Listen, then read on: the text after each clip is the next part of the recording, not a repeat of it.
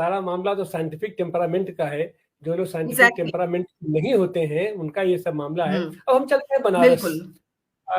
अब हम चलते हैं बनारस। बनारस धर्म प्राण नगरी है और वहाँ का बाबा विश्वनाथ का एक रेगुलर उपासक हमारे बीच है, वैभव कुमार त्रिपाठी जी। वैभव जी, ये जोगी जी की चर्चा कुछ न कुछ अपना अपना लेके होती रहती है।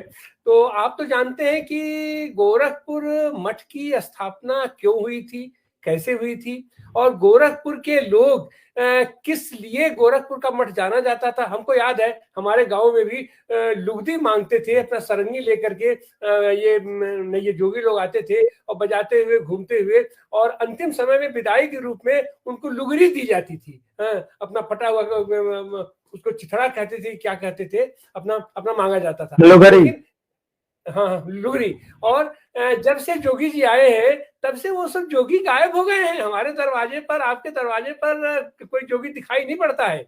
अब उसमें क्या हो गया है कि लेकिन आज की तारीख में भी गोरखपुर मठ के आसपास के इलाके में वो सरंगियां खूंटी पर टंगी हुई है। शायद वो सरंगियां इंतजार कर रही हैं कि कोई आदमी आएगा फिर ऐसा जो हमारे उस पुराने गौरव को स्थापित करेगा गोरखपुर मठ को, और हमारी ये सरंगी फिर बजेगी और फिर देश में शांति और सद्भाव का संगीत गूंजेगा सरंगी के माध्यम से। तो आप फिलहाल का यह जो विवाद है, अभी बनारस में था पिछले दिनों कि साहब स्लाटर हाउस बंद हो जाएंगे, सर्टिफिकेट इनको नहीं है। जो बड़े बड़े स्लाटर हाउस है जिनको सर्टिफिकेट मिला है केवल वही काटेंगे। फल क्या हुआ साहब कि फुटकर जो व्यवसायी थे, एक जानवर दो जानवर काट करके जो अपना धंधा करते थे, उनके आर्थिक हितों पर चोट किया गया। तो यह जो हलाला प्रकरण है, तो यह तो अब तो मामला राष्ट्रीय अंतरराष्ट्रीय वाला हो गया है। तो ये इस पर ये कितनी देर तक टिक पाएंगे और इनकी राजनीति कैसे खड़ी होगी। वैभव कुमार त्रिपाठी जी। आप सभी को नमस्कार, जय विश्वनाथ। देखिए तिवारी जी, है क्या, एक तो मैं थोड़ा सा कंफ्यूज हूं, अगर मैं गलत होऊंगा तो मुझे करेक्ट कीजिएगा। हलाला नहीं, हलाल और हराम की बात है। हलाला तो शायद वो तलाक और उससे जुड़ा कोई मामला है। जी जी तो नहीं, हलाला नहीं, हलाल जी। हलाला, इसको थोड़ा सा मैं समझा दूं क्या? हाँ, जी जी बिल्कुल। अभी जी न्यूज पर एक पूरी डिबेट चल रही है। उसमें हलाला का पूरा डिबेट वो हलाला से जोड़ा गया जो निकाह और तलाक वाला मुद्दा है, और बहुत सारे हलाला, खान पीन और वो सब के, जबकि ऐसा कोई मुद्दा नहीं है। वो हलाला अलग मुद्दा है जो शादी के बाद वाला है, वो एक रिचुअल्स है। और मैं फिर कहूंगी कि वो रिचुअल सही है या गलत है, ये हम लोगों के आपस का डिबेट है। लेकिन अगर आप किसी धर्म को मान रहे हैं तो वो हलाला का वो प्रक्रिया है, वो एक अलग मुद्दा है। लेकिन खाने में जो हलाले का मुद्दा है, अभी राम पुनियानी जी ने भी उसको बताया है, वो हराम नहीं है।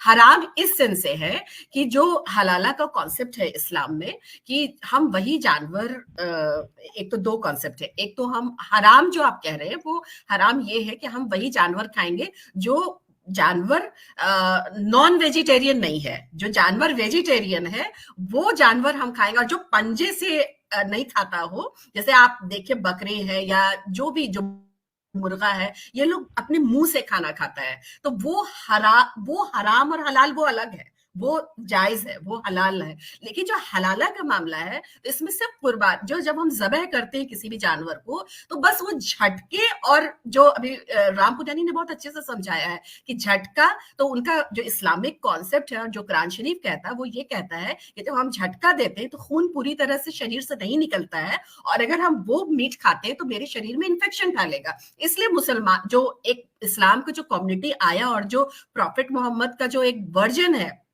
कि वो जब हम धीरे धीरे किसी को ज़बह करते हैं तो उसके सारे ब्लड निकल जाते हैं, और अगर ब्लड में इन्फेक्शन होता है तो वो जब हम वो मीट खाते हैं तो वो हमें नुकसान नहीं करता है। तो बस ये इतना सा कॉन्सेप्ट है। इसका कोई रिश्ता वो निकाह से नहीं है, इसका कोई रिश्ता कॉस्मेटिक से नहीं है। ये सिर्फ जानवर के ज़बह करने के तरीके को हलाला कहते हैं और कुछ नहीं।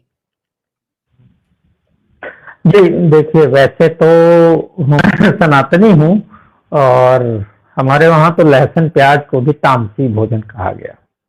तामसी भोजन मीन्स राक्षसों का भोजन, तो हमारे लिए तो वो भी वर्जित है। लेकिन अभी राम पुनियानी जी ने जो एक बात कही, बड़ी सटीक कही कि स्वयं विवेकानंद जी और महात्मा गांधी, क्योंकि तो बहुत नजदीक के हैं, उनका अपना चिंतन था, वो सनातनी भी थे, उन लोगों ने भी कहा कि किसी के खान पान पे आप क्या खाते हैं वो आप देखिए, लेकिन किसी दूसरे के खान पान पे अगर आप कोई बात करते हैं तो आप गलत हैं, आपको उस पे कमेंट करने का हक नहीं है और